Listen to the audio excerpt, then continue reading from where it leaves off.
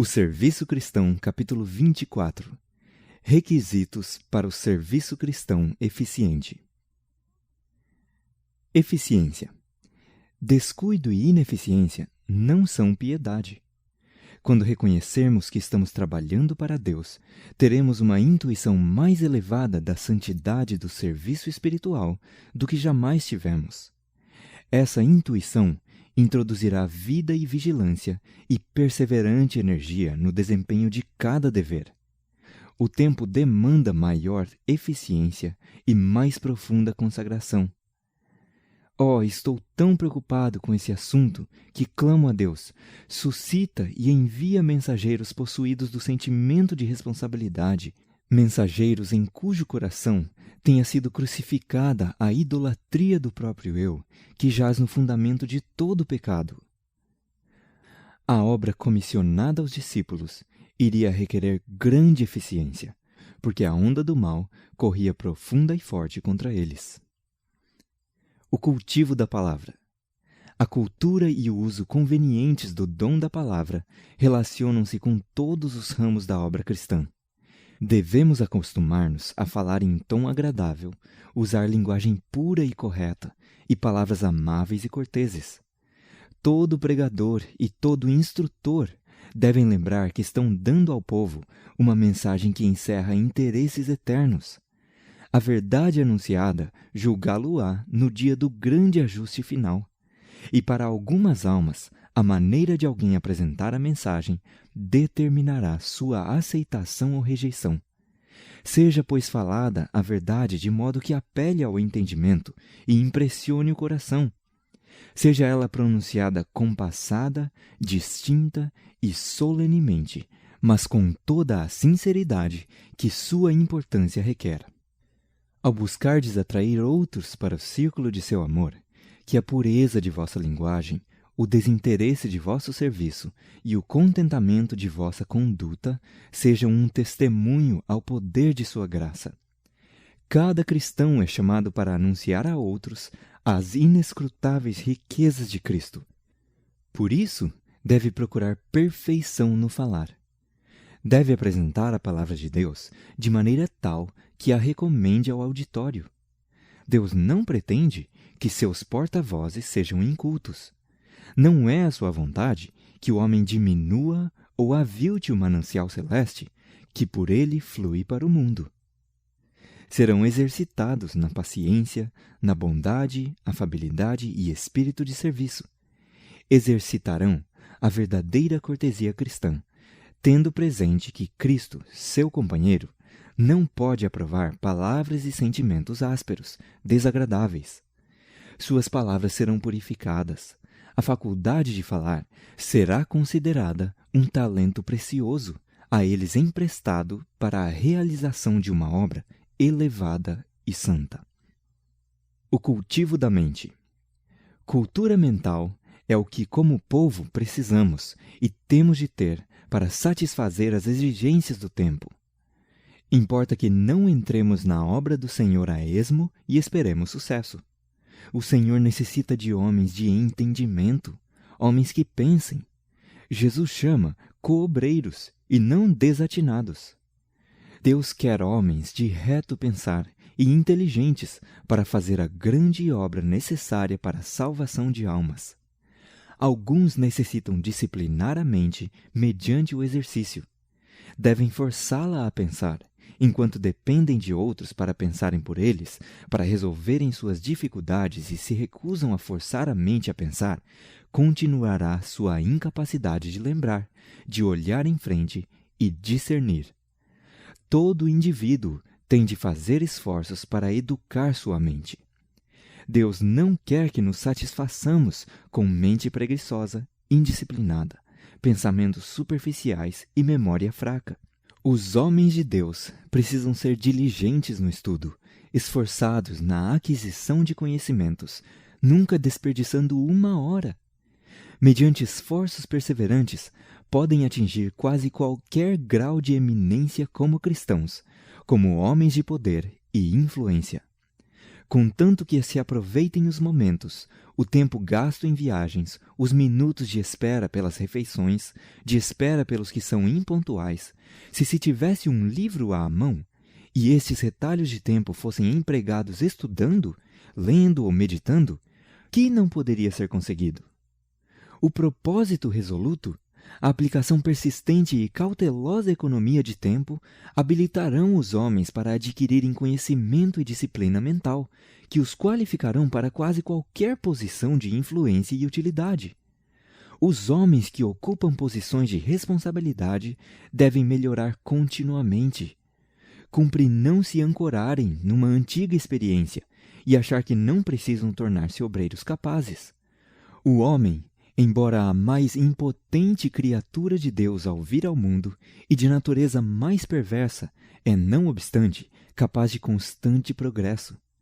Pode ser esclarecido pela ciência, enobrecido pela virtude e progredir em dignidade mental e moral, até que chegue à perfeição da inteligência e a uma pureza de caráter apenas um pouco inferiores às dos anjos. Os que querem ser coobreiros de Deus devem esforçar-se para aperfeiçoar cada órgão do corpo e qualidade da mente. Verdadeira educação é o preparo das faculdades físicas, mentais e morais para a execução de todo o dever. É o adestramento do corpo, mente e alma para o serviço divino. Esta é a educação que perdurará para a vida eterna. Os mecânicos, advogados, comerciantes, homens de toda espécie de profissões e negócios preparam-se a fim de se assenhorarem de seu trabalho.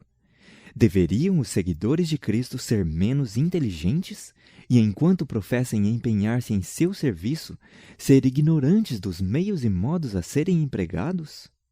O empreendimento de alcançar a vida eterna está acima de qualquer consideração terrena. Para conduzir almas a Jesus, é preciso ter-se certo conhecimento da natureza humana e estudar a mente dos homens. Importa dedicarmos muita reflexão e oração fervente, a fim de saber a melhor maneira de aproximar-nos de homens e mulheres no que respeita ao grande tema da verdade. No que respeita ao grande tema da verdade. Dignidade e cortesia cristãs. A falta de verdadeira dignidade e refinamento cristãos nas fileiras dos observadores do sábado depõe contra nós como um povo, tornando sem sabor a verdade que professamos. A obra de educar o espírito e as maneiras pode ser levada à perfeição. Se os que professam a verdade não aproveitam agora seus privilégios e oportunidades para crescer até a plena estatura de homens e mulheres em Cristo Jesus, não farão honra à causa da verdade, nem honra a Cristo. Certificai-vos de manter a dignidade da obra mediante uma vida bem ordenada e uma piedosa conversação. Não temais nunca erguer demasiado alto a norma. Toda rudeza e aspereza têm de ser afastadas de nós. A cortesia, a boa educação, a polidez cristã têm de ser cultivadas. Evitai cuidadosamente ser abruptos e ásperos. Não considereis tais peculiaridades como virtudes, pois Deus não as olha como tal. Esforçai-vos por não ofender ninguém desnecessariamente. Há a maior necessidade de que os homens e as mulheres que têm conhecimento da verdade de Deus aprendam a se tornar obreiros bem-sucedidos em sua causa. Devem ser pessoas polidas, de entendimento, não com o verniz exterior e o afetado sorriso dos mundanos, mas com aquele refinamento e genuína cortesia que agradam ao céu e que todo cristão possuirá se for participante da natureza divina.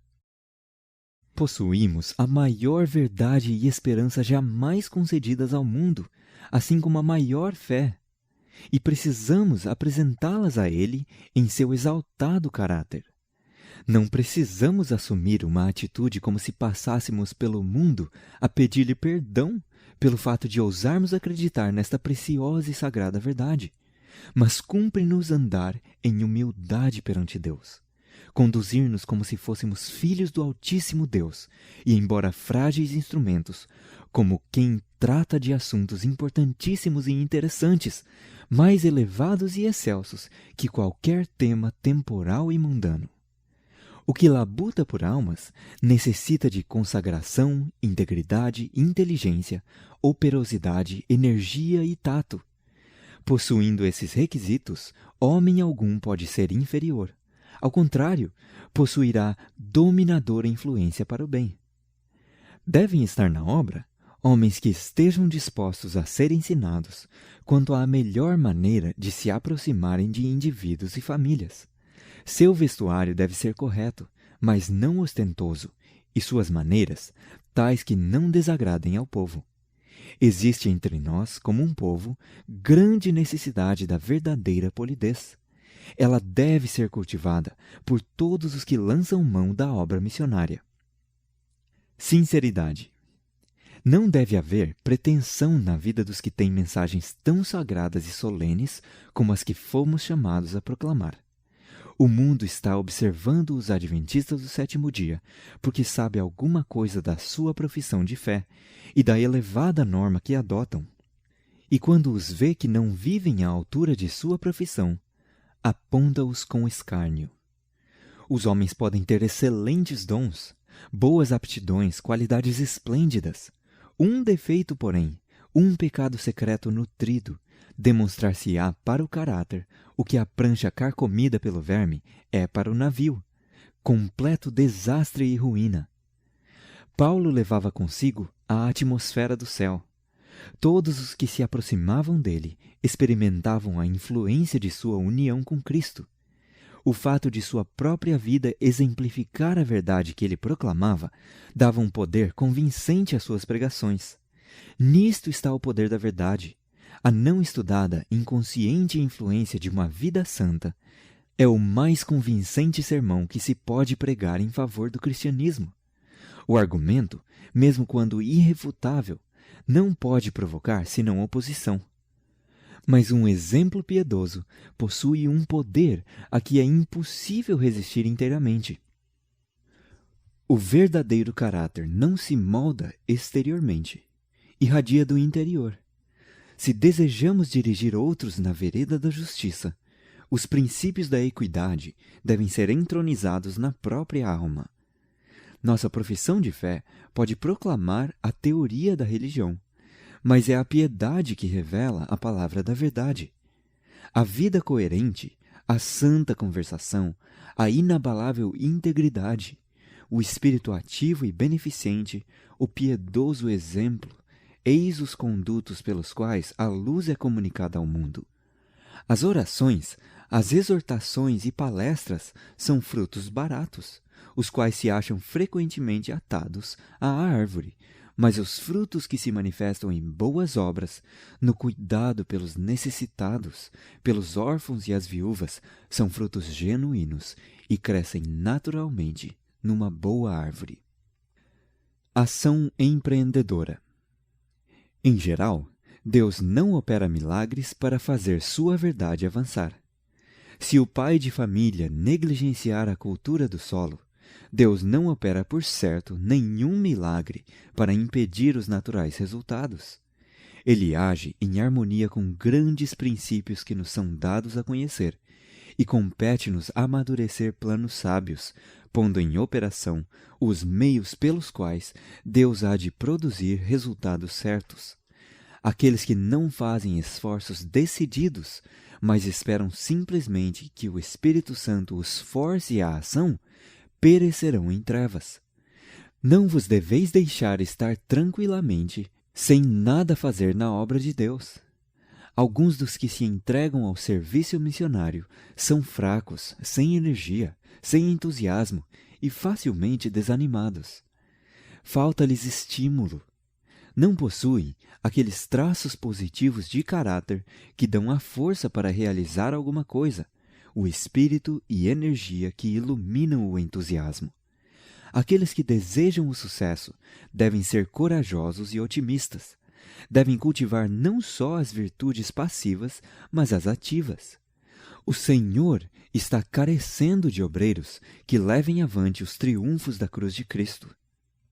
Não deve a mensagem ser proclamada com timidez, destituída de vida, mas com clareza, positividade e de maneira a despertar.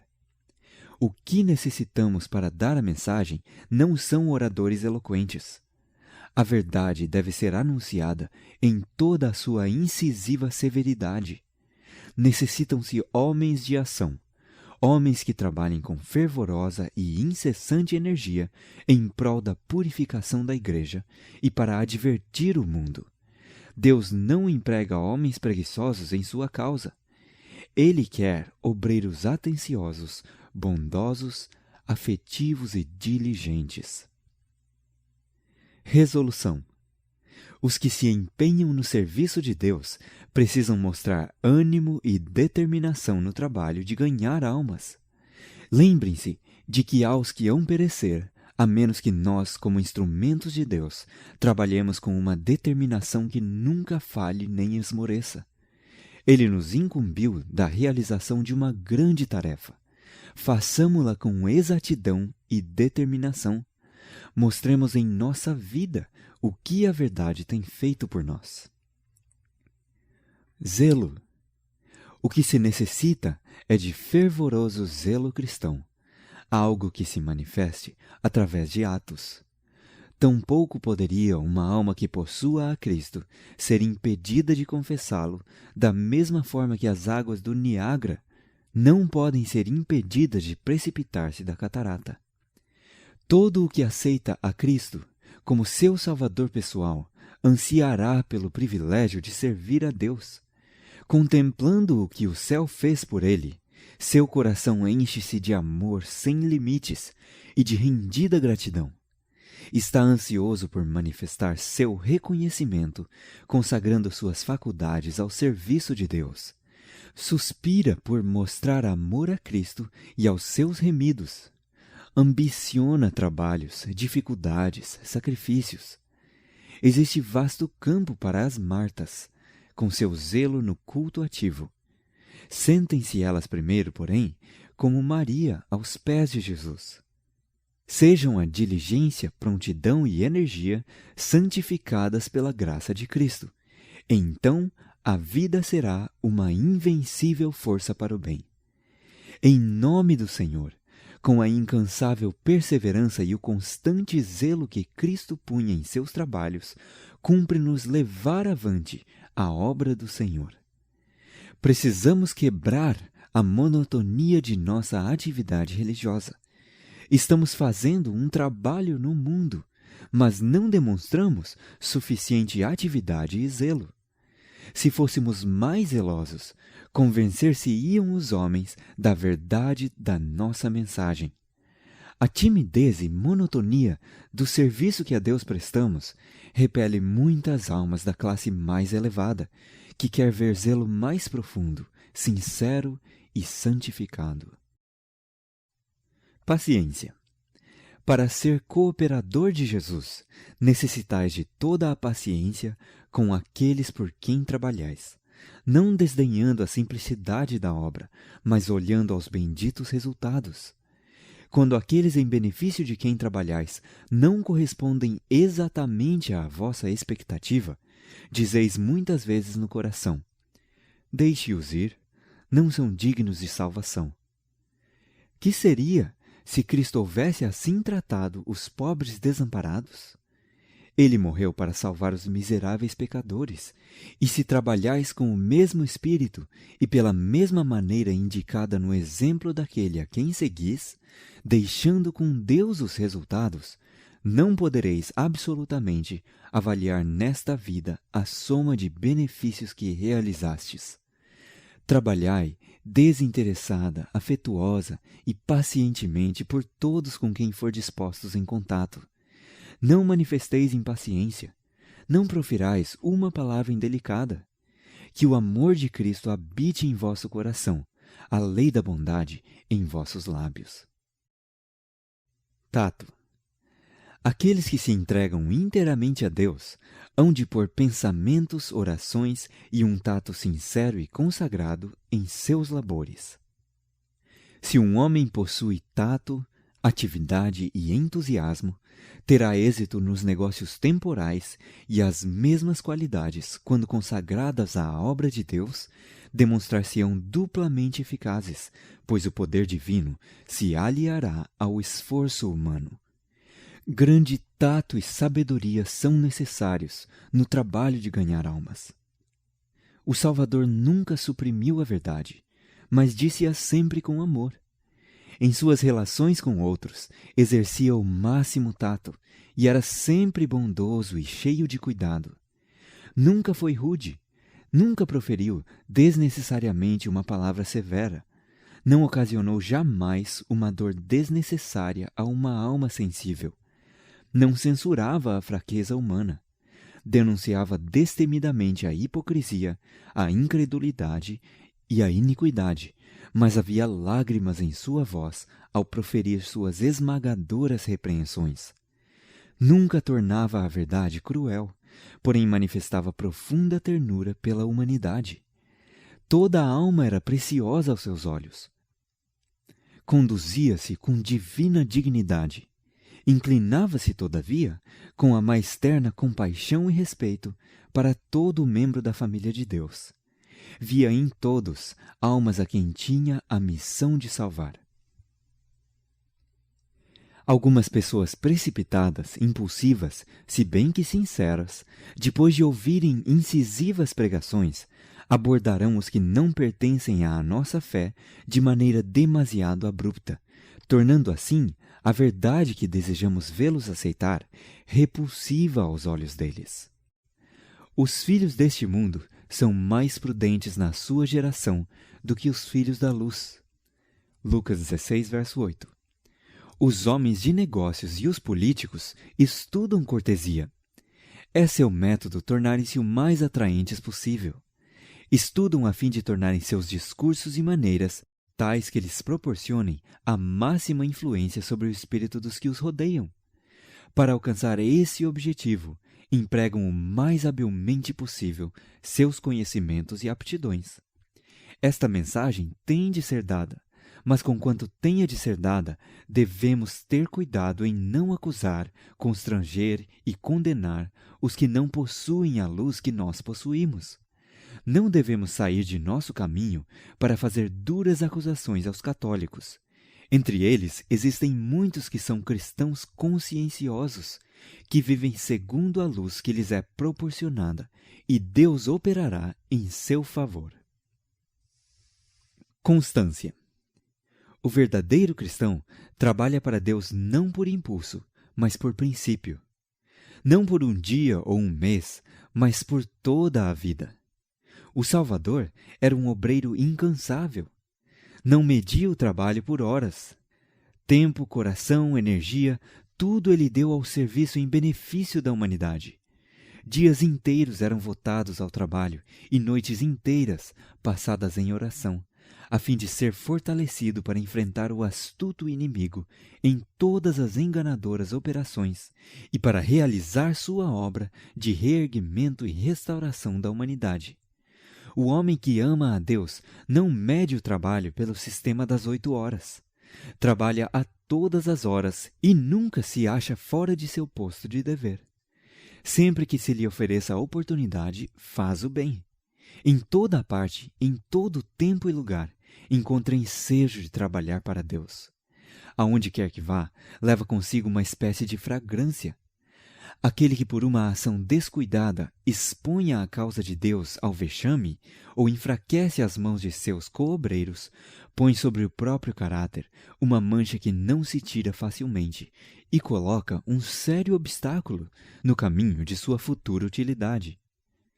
Tomai sobre vós o meu jugo, diz Jesus. Mateus 11, 29. O jugo é um instrumento de serviço. O gado é posto ao jugo para trabalhar. O jugo é essencial ao seu trabalho eficiente. Por essa ilustração, Cristo nos ensina que somos chamados ao serviço enquanto a vida durar. Temos de tomar sobre nós o seu jugo, a fim de sermos coobreiros seus. Simpatia e sociabilidade. Em todos os departamentos da causa de Deus, são necessários homens e mulheres que tenham simpatia pelas dores da humanidade. Tal simpatia, no entanto, é rara. Necessitamos mais da simpatia natural de Cristo, não somente simpatia pelos que se nos apresentam irrepreensíveis, mas pelas pobres almas sofredoras, em luta, que são muitas vezes achadas em falta, pecando e se arrependendo, sendo tentadas e vencidas pelo desânimo.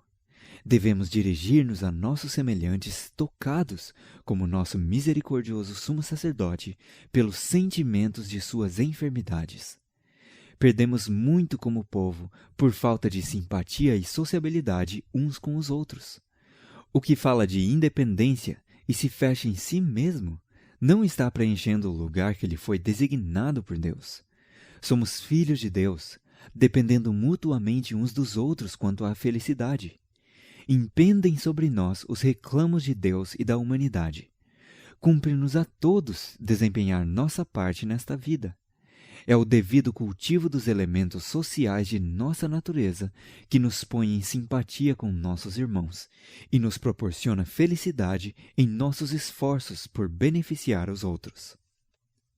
O Salvador era convidado no banquete de um fariseu. Aceitava convites, tanto de ricos como de pobres, e, consoante seu costume, vinculava com suas lições da verdade a cena que tinha diante de si. Simplicidade.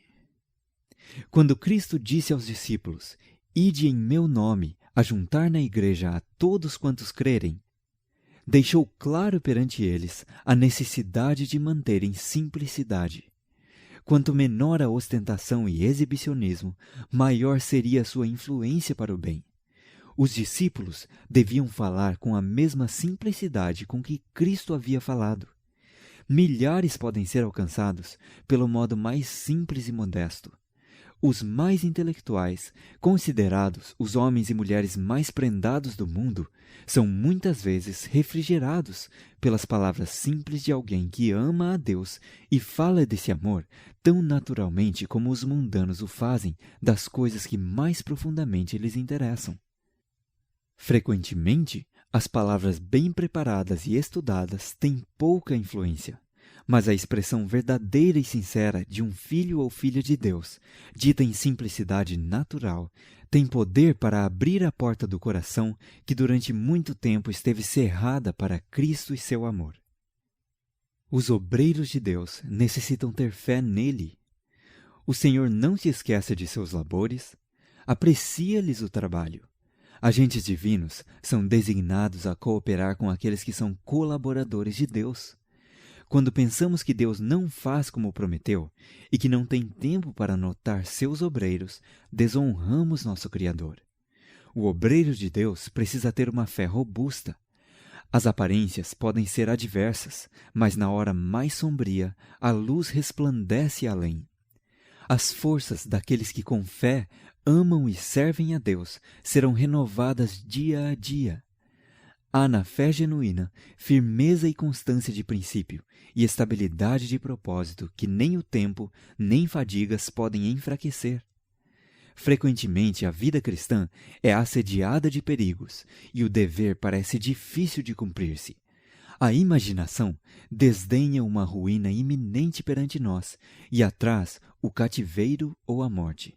Contudo, a voz de Deus fala claramente: avante!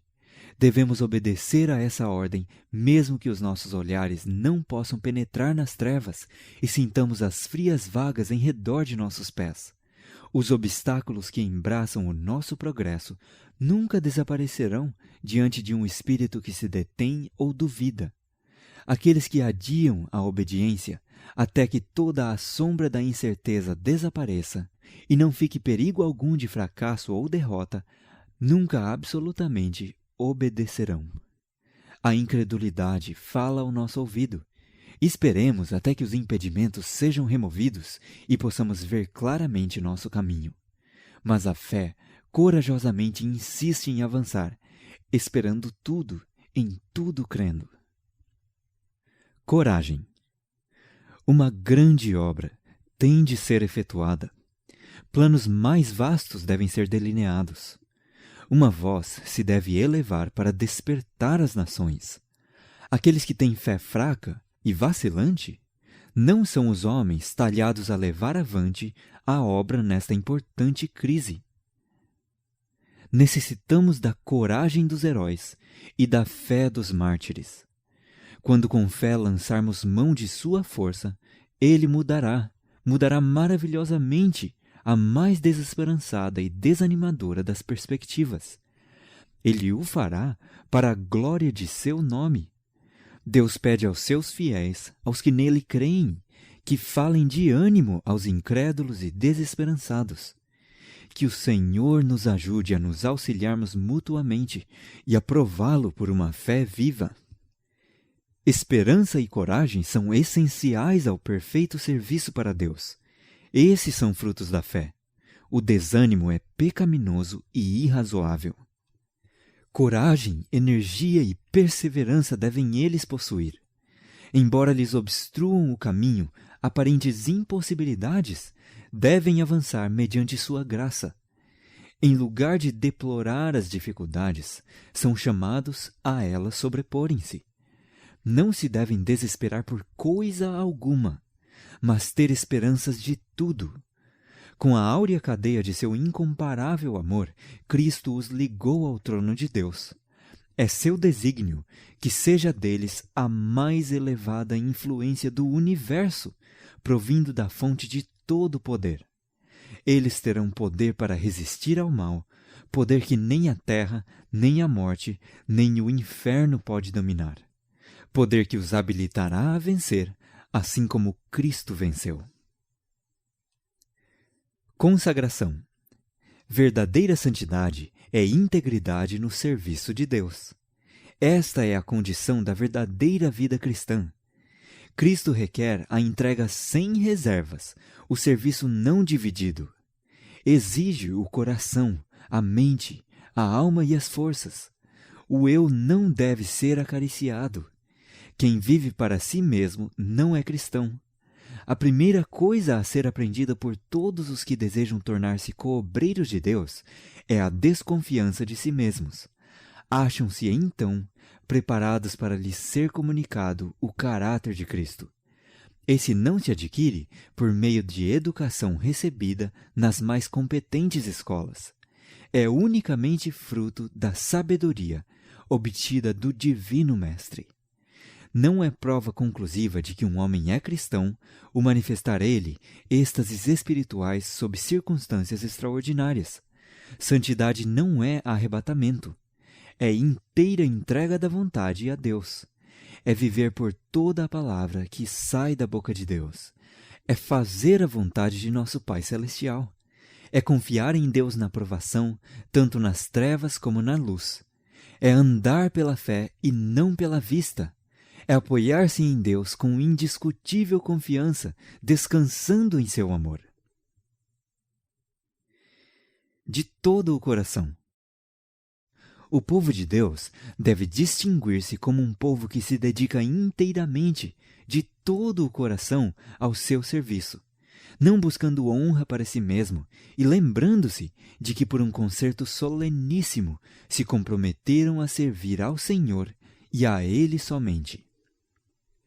Homens e mulheres decididos, que se entregam de todo o coração, são os que hão de subsistir neste tempo.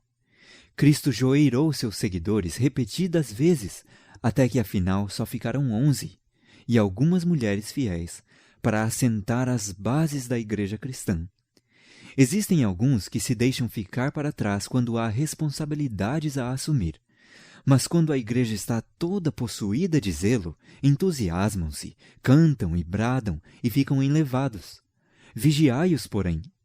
Passado o entusiasmo, apenas alguns fiéis calebes tomarão a frente e manifestarão princípios inabaláveis.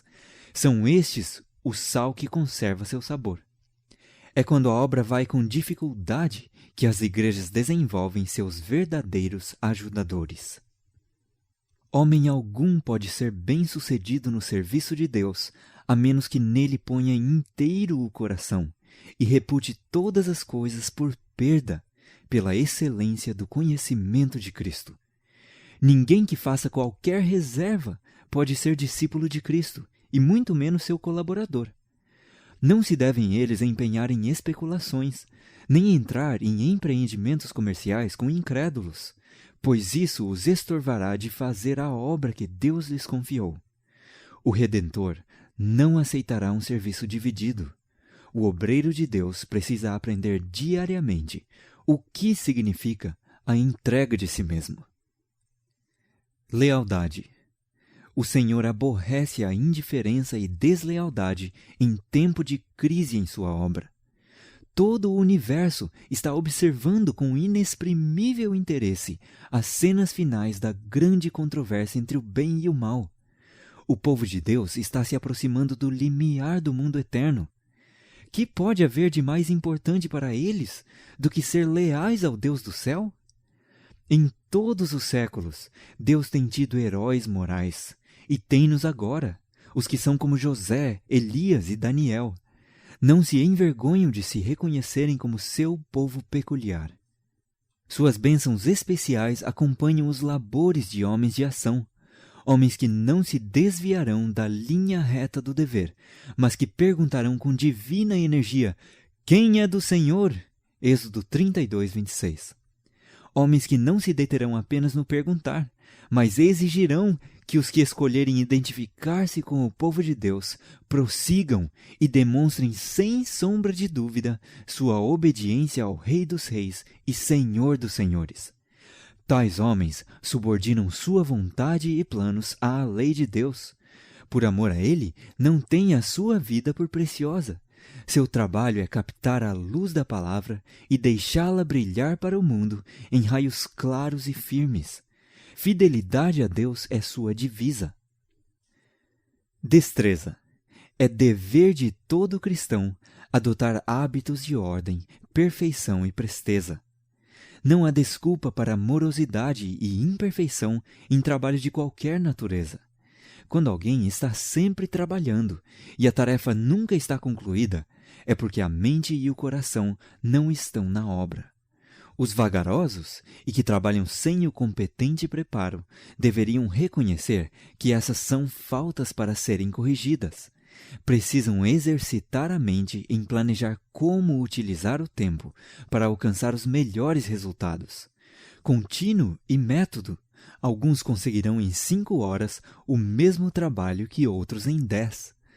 Muitos que são encarregados de tarefas domésticas estão sempre labutando, não porque tenham tanto para fazer, mas porque não planejaram como poupar tempo. Por causa de suas maneiras morosas e lerdas, fazem do pouco trabalho muito. Mas todos quantos quiserem podem vencer esses hábitos falhos e lentos. Devem ter um alvo definido em sua ocupação. Decidam quanto tempo requer certo trabalho, e então se esforcem para executá-lo no dado tempo. O exercício da força de vontade tornará as mãos mais ágeis. O serviço de Cristo exige pronta obediência. O Senhor requer de seus servos um espírito pronto a sentir o valor das almas, pronto a discernir os deveres a cumprir, pronto a atender às obrigações que o Senhor lhes confie. Diligência numa atividade apontada por Deus é uma importante parte da verdadeira religião. Os homens deviam apoderar-se das circunstâncias como sendo instrumentos de Deus com que executar a sua vontade. Ação pronta e decisiva, no tempo certo, alcançará gloriosos triunfos, ao passo que a demora e negligência resultam em fracasso e desonra para Deus. Manter normas elevadas. Muitos dos que são classificados para fazer um trabalho excelente obtêm pouco porque pouco empreendem. Muitos atravessam a vida como se não tivessem nenhum grande objetivo, nenhum ideal a atingir. Uma das razões por que tal sucede é avaliarem-se abaixo de seu valor real. Cristo pagou um infinito preço por nós e deseja que nos mantenhamos à altura do preço que lhe custamos. Através de sua existência terrestre, Jesus foi um ativo e constante trabalhador. Esperava muito resultado, muito empreendia, portanto. Os que se acham ocupados no serviço do Mestre necessitam de uma experiência muito mais elevada, profunda e vasta do que muitos já pensaram em obter. Muitos dos que são membros da grande família de Deus pouco sabem do que significa contemplar sua glória e ser transformados de glória em glória. Muitos possuem uma vaga percepção da excelência de Cristo e o coração lhes vibra de alegria. Anseiam por uma compreensão mais plena e profunda do amor do Salvador. Nutram eles todo o desejo da alma em busca de Deus. Tenho uma mensagem para nossos pastores, médicos, professores e todos os demais que se acham empenhados nos vários ramos do serviço do Mestre. O Senhor vos ordena que vos eleveis e chegueis a uma norma mais santa. Necessitais de uma experiência muito mais profunda do que tendes sequer pensado em obter.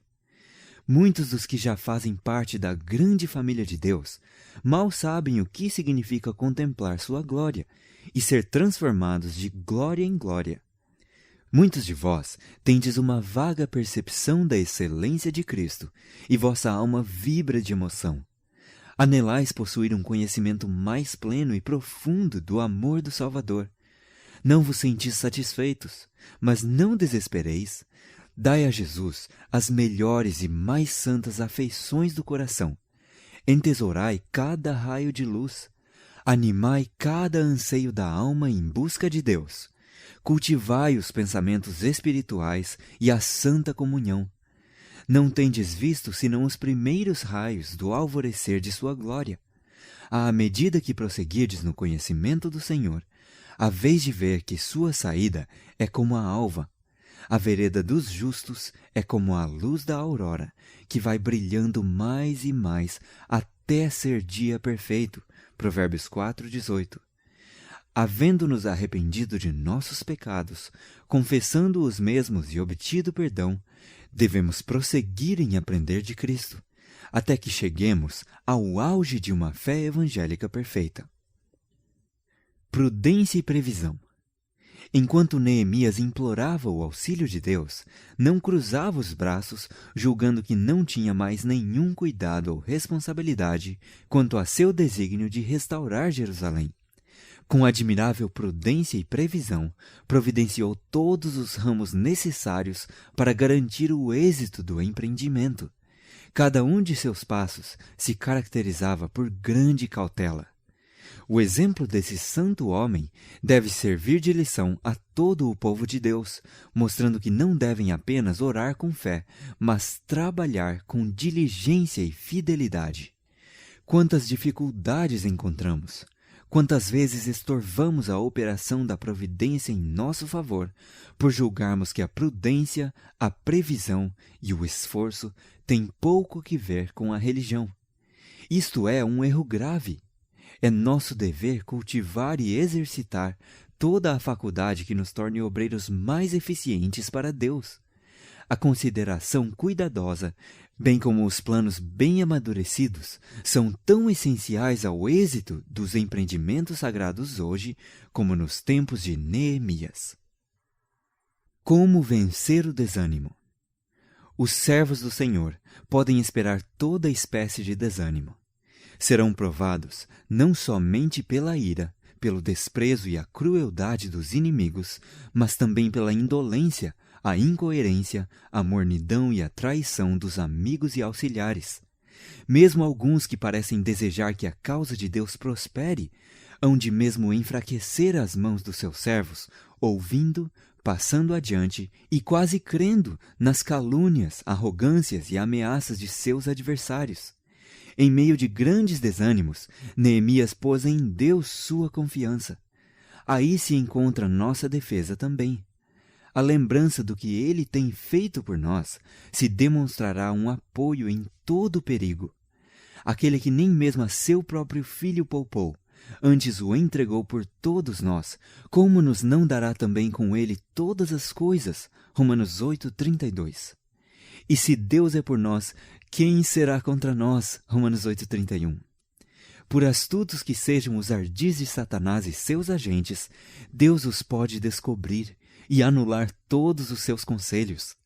Aqueles que na vanguarda do conflito são impelidos pelo Espírito Santo a fazer um trabalho especial, frequentemente sentirão uma reação quando a pressão for removida.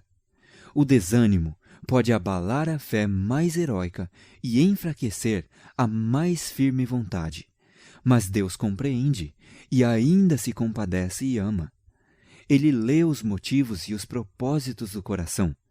Esperar pacientemente, confiar quando tudo parece escuro, eis a lição que os líderes na obra de Deus necessitam aprender. O céu não lhes faltará no dia da adversidade. Nada está aparentemente mais ao desamparo, mas na realidade mais invencível do que a alma que sente a sua nulidade e confia inteiramente em Deus. Deus pede soldados que não faltem nem se desanimem, mas que aceitem o trabalho com todos os seus aspectos desagradáveis. Ele quer que todos nós tomemos a Cristo por modelo.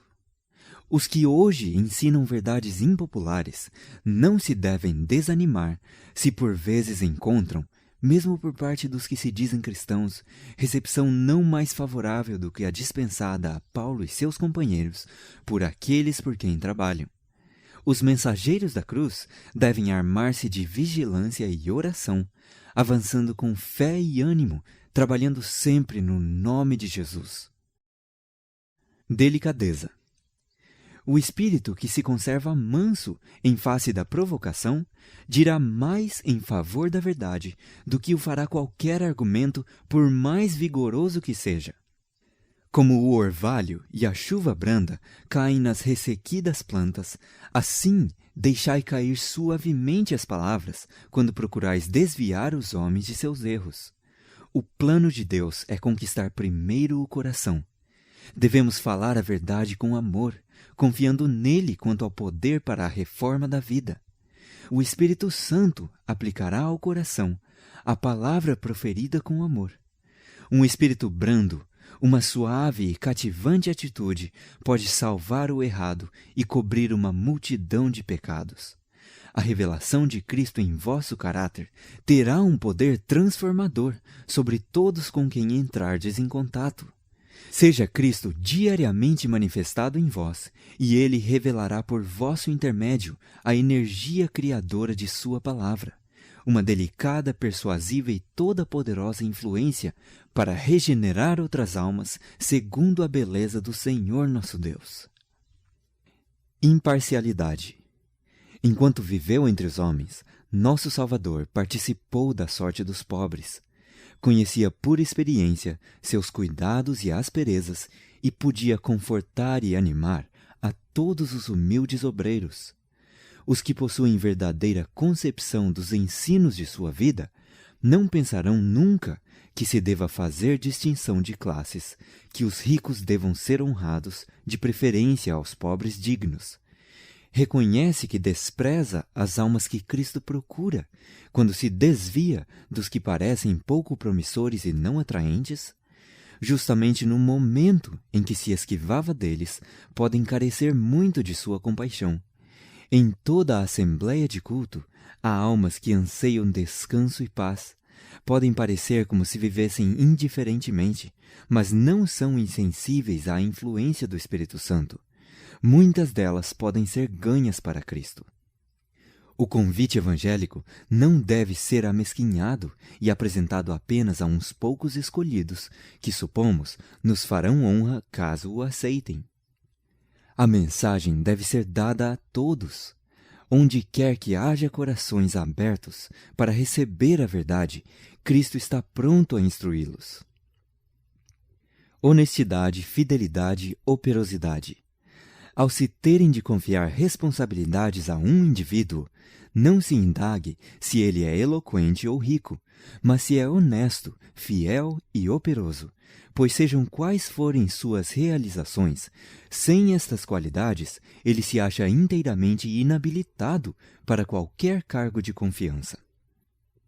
Altruísmo. A obra de Cristo deve ser nosso exemplo. Ele andava continuamente fazendo o bem. No templo e nas sinagogas, nas ruas das cidades, nas praças e nas oficinas, na praia e na encosta dos montes, pregava o Evangelho e curava os doentes. Sua vida foi de serviço desinteressado e nos deve servir de modelo.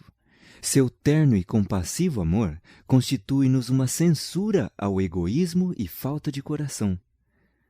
O motivo que nos dispõe ao trabalho por Deus não deve ter em si alguma coisa que lembre serviço a si próprio. Abnegada devoção e espírito de sacrifício têm sido e serão sempre o primeiro requisito do culto aceitável. Nosso Senhor e Mestre deseja que nenhum fio de egoísmo seja entretecido em sua obra. A nossos esforços devemos acrescentar o tato e habilidade, a precisão e sabedoria que o Deus da perfeição exigiu dos construtores do santuário terrestre. Contudo, em todos os nossos trabalhos, devemos lembrar que os maiores talentos e os mais esplêndidos serviços são aceitáveis somente quando o eu é posto sobre o altar para consumir-se como um sacrifício vivo. De todos os povos da terra, deviam ser os reformadores os mais abnegados, os mais bondosos, os mais corteses. Dever-se-ia ver em seus atos a verdadeira bondade dos atos desinteressados. Não se afligir. As coisas irão mal devido a obreiros não consagrados. Podereis derramar lágrimas pelos resultados. Não vos aflijais, porém.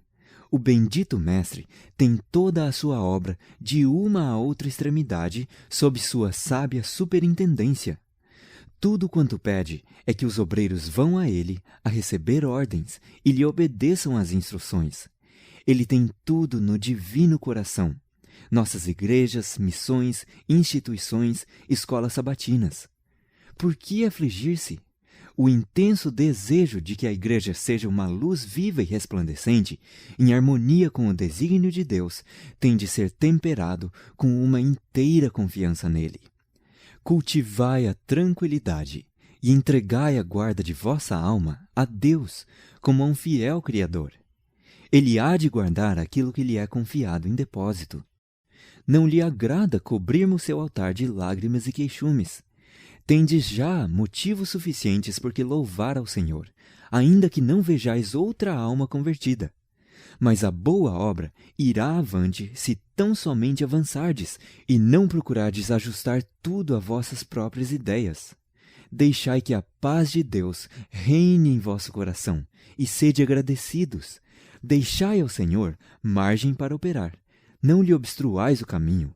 Ele pode trabalhar e há de fazê-lo, uma vez que lhe o permitais. Apresentar as credenciais divinas. Deus pode servir-se de cada pessoa na proporção exata em que lhe é possível pôr o seu espírito no templo da alma. A obra que aceita é aquela que lhe reflete a imagem. Seus seguidores devem apresentar como credenciais perante o mundo as indeléveis características de seus princípios imortais. O nome de Cristo devia ser a senha, a insígnia, o laço de união, a autoridade para sua norma de prosseguimento e a fonte de seu sucesso. Nada devia ser reconhecido em seu reino que não trouxesse seu nome e inscrição. Homens de 1 minuto. Sede fiéis, homens de 1 minuto, para anunciar os louvores daquele que vos chamou das trevas para a sua maravilhosa luz. Os servos de Deus devem ser homens de ação, sempre prontos para se moverem, tão depressa sua providência abre o caminho. Qualquer demora de sua parte dá tempo para Satanás agir a fim de os derrotar. O povo de Deus, observador dos mandamentos, deve estar sempre pronto para o serviço. Os que são realmente representantes de Cristo trabalham para o bem dos outros. Deleitam-se em fazer avançar a causa de Deus na pátria e no estrangeiro. São vistos e ouvidos na reunião de oração e sente-se sua influência. Procuram suprir o lugar do ministro cujos serviços não conseguem. Não procuram exaltar-se a si mesmos, nem receber honra por fazerem uma grande obra, mas trabalham humilde, mansa e fielmente, fazendo pequenos recados ou realizando obra maior, se necessário, porque Cristo tanto fez por eles. Corajoso e verdadeiro. O que a igreja necessita nestes dias de perigo é de um exército de obreiros que, como Paulo, se tenham educado para a utilidade, que tenham uma profunda experiência nas coisas de Deus e que sejam cheios de fervor e zelo. Necessita-se de homens santificados e abnegados, homens que não se esquivem a provas e responsabilidades, homens que sejam corajosos e verdadeiros, homens em cujo coração Cristo está formado, a esperança da glória, e que com lábios tocados com santo fogo preguem a palavra. Por falta de tais obreiros, a causa de Deus definha, e erros fatais, como o mortal veneno, pervertem a moral, consomem as esperanças de grande parte da raça humana. Mediante trabalho intensivo, em meio de oposições, perigo, perda e sofrimento humano, deve ser levada avante a obra de salvar almas. Em certa batalha, quando um dos regimentos das forças atacantes estava sendo repelido pelas hostes inimigas, o porta-bandeira permaneceu firme em campo, enquanto as forças recuavam. O comandante gritou-lhe para trazer de volta o pavilhão, mas sua resposta foi: "Traga os homens para junto da bandeira." Esse é o trabalho que se apresenta a todo porta-bandeira: congregar os homens em torno do estandarte. O Senhor convida à inteira consagração. Sabemos todos que o pecado de muitos professos cristãos consiste em faltar-lhes o ânimo e a energia para eles mesmos alcançarem a norma e levar a fazer o mesmo os que se lhes acham ligados. Deus não pode usar homens que, em tempos de perigo, quando a força, a coragem e a influência de todos são necessárias, temem tomar uma firme posição pelo direito. Ele chama a homens que se empenhem fielmente na batalha contra o erro, guerreando contra principados e potestades, contra os príncipes das trevas deste século, contra as forças espirituais da maldade nos lugares celestiais. A tais é que ele dirigirá as palavras: "Bem está, bom e fiel servo." Mateus 25, 23. Deus chama homens e mulheres como Elias, Natã e João Batista, homens que levarão fielmente sua mensagem, sem considerar as consequências, que corajosamente falarão a verdade, ainda que isso importe no sacrifício de tudo o que possuem. Cuidado pastoral.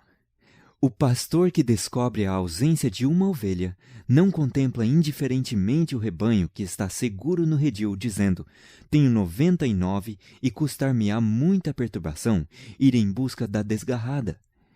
Ela que volte, abrir-lhe-ei a porta do redil e a deixarei entrar." Não! Logo que a ovelha se transvia, o pastor enche-se de cuidados e apreensões. Conta e reconta o rebanho. Quando se certifica de que realmente uma ovelha se perdeu, não dormita. Deixa as 99 no redil e sai em busca da ovelha desgarrada. Quanto mais escura e tempestuosa a noite, e quanto mais perigoso o caminho, tanto maior é a apreensão do pastor e tanto mais diligentemente a procura. Faz todos os esforços possíveis para encontrar a ovelha perdida. Com que alívio ouve à distância o primeiro fraco balido. Seguindo o som, sobe às mais íngremes alturas, chega com o perigo de sua própria vida até à borda do precipício. Deste modo procura, enquanto o balido, mais e mais fraco, lhe diz que a ovelha está prestes a sucumbir. Por fim, seu serviço é recompensado, achou-a perdida. Não a repreende por lhe haver causado tanta fadiga. Não a tange com chicote, nem tenta guiá-la para casa. Em sua alegria, toma sobre os ombros a criatura trêmula.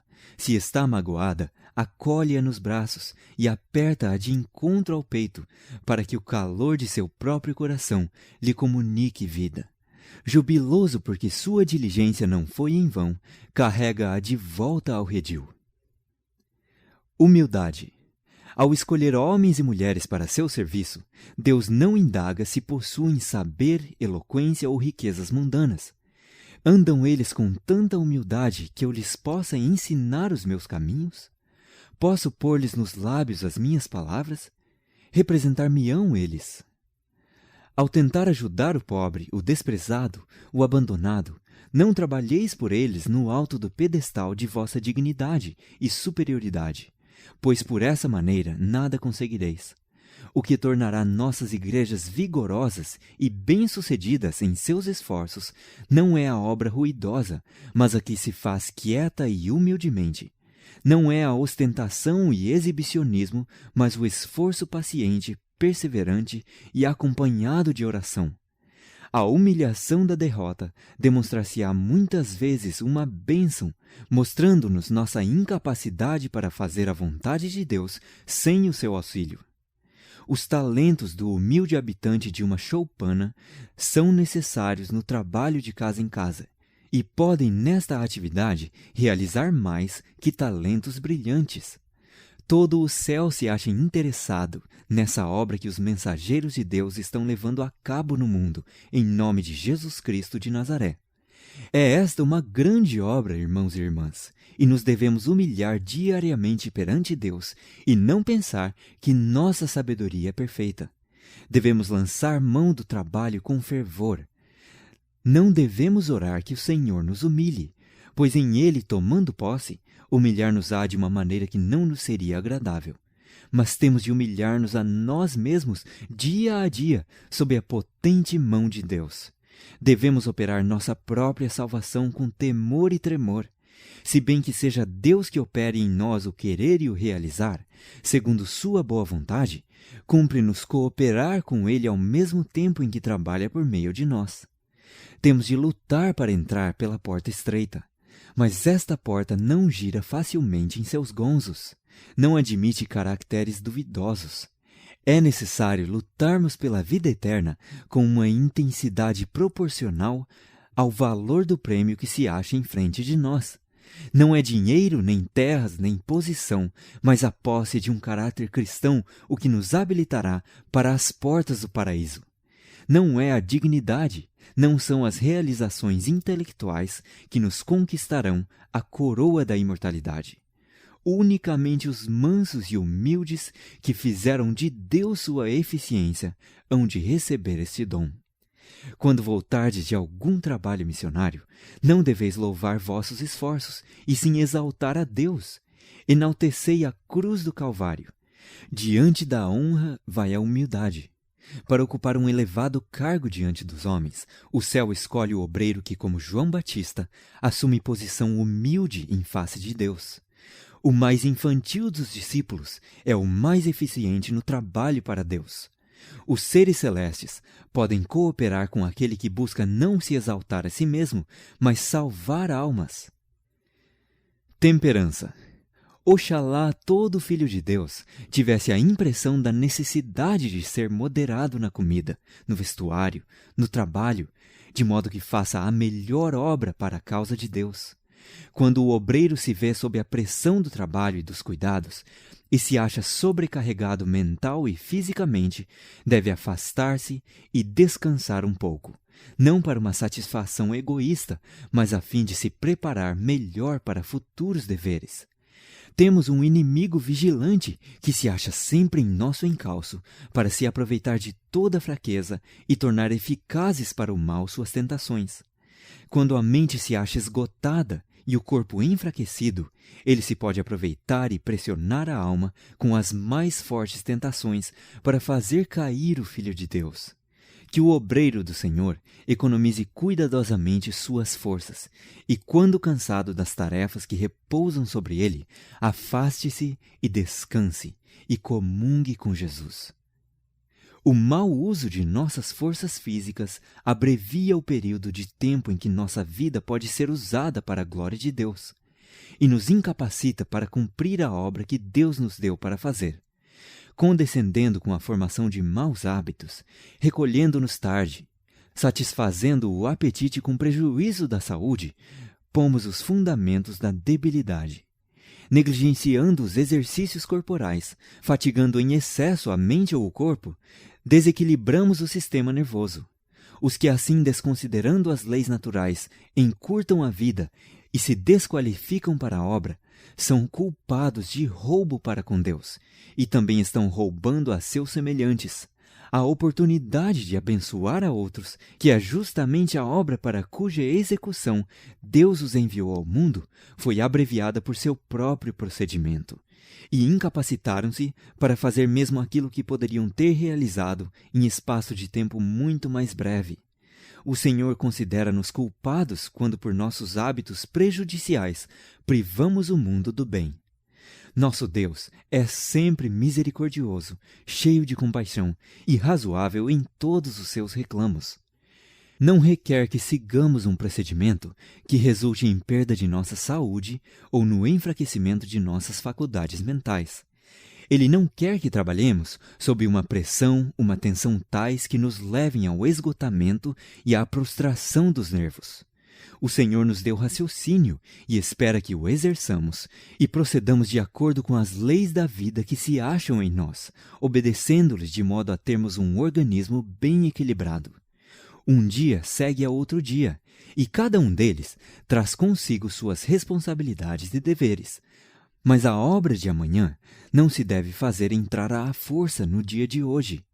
Os obreiros da causa de Deus devem sentir quão sagrado é o caráter da mesma e se devem preparar para a obra do dia seguinte, mediante o emprego judicioso de suas faculdades hoje.